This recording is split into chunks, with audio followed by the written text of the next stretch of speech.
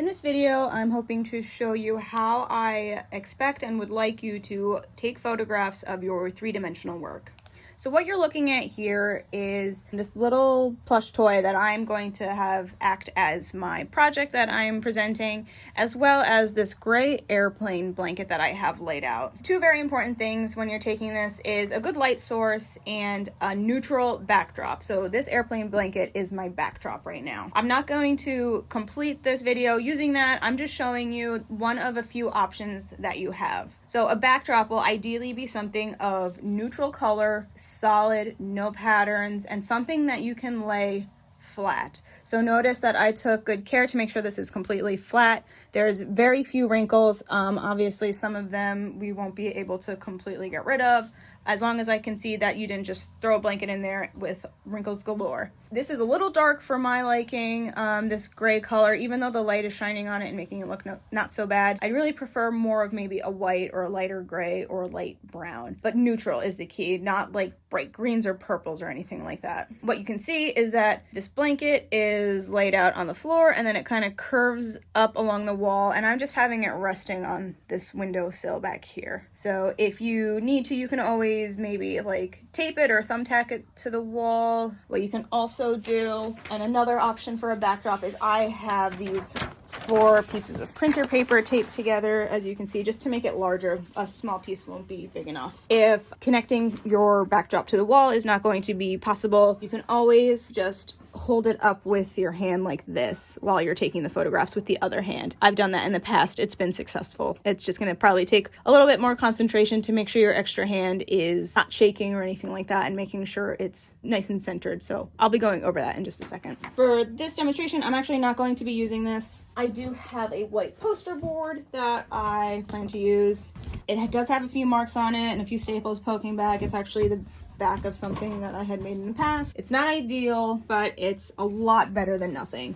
I know we are working with what we have at home. I'm not expecting you all to set up professional photography studios by any means, but there are options. So this wants to slide forward. So what I have here is just this pink dumbbell just to keep it from sliding. And I've also placed this in front of my window because it's giving me some natural light. That is ideal if you guys have a source of natural light, preferably from the side so that this back part isn't so covered in shadow. But if you don't have a natural light source, just any old lamp would be fine. I'll talk about shadows in a bit. We want to try to avoid those. Placing my guy here, I'm ready to start taking some pictures. As you can probably tell, I think this guy is a little bit longer horizontally than vertically. So I'm going to be taking my photos in landscape mode as opposed to portrait mode this way. It's as simple as just getting my item centered on my camera screen, making sure that it is held evenly.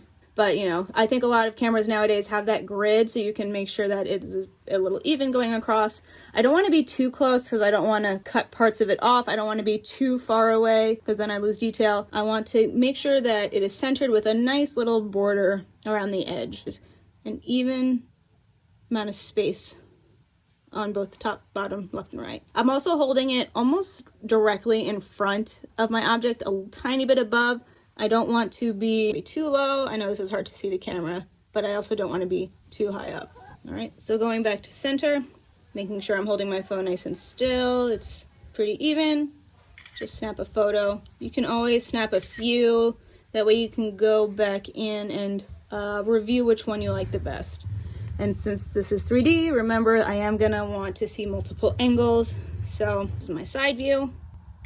Now I'm just gonna open this up really quickly. I can see that it's very minimal, but in the corner, my backdrop started to end a little bit. That's just something you can crop out when you're done, unless you want to just take another one and not worry about editing your photo. So take another. And then my back view. This guy is the same on both sides, so I'm not going to take a second side view, but you might end up needing to take a second side view as you're doing this. What you can also do here is take detail shots of certain things. So I'm gonna just zoom in on his like eye and this PY tag. So it doesn't have to be super far away. If there's a part you really worked hard on and you want me to see that, just go in, tap on it. That's another thing. If your lighting is a little dark, I'm not sure if you guys can see this, but we have this light feature. You just scroll up or down to make it brighter or darker. That's one really quick thing. That's iPhone. I'm not sure what you guys have, but that's an option for iPhone. In addition, if you hold it, once that square starts to like bounce, it should lock it in place so that you don't get any blur.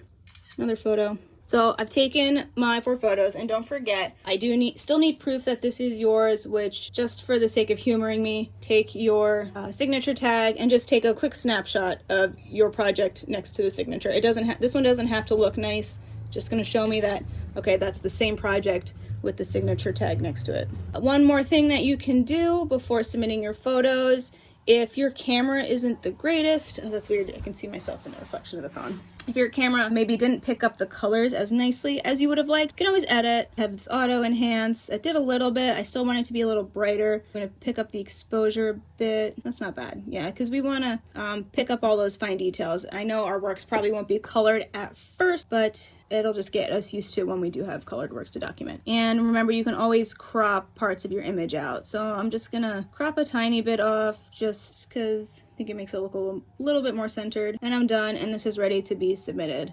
So now you can see the difference between this one with the color and this one with how dark it is. But that's the gist of it. You know, making sure you have that solid background. You can see there's nothing here to distract you from this little monster guy that makes noise. That's how you want to photograph your artwork. And again, make sure you're holding your camera nice and still. We don't want any blurry photos, but this will show that you're taking pride in your work. It'll show someone else that you're taking pride in your work, even if you don't. Creates the illusion. So have fun taking photos of your work.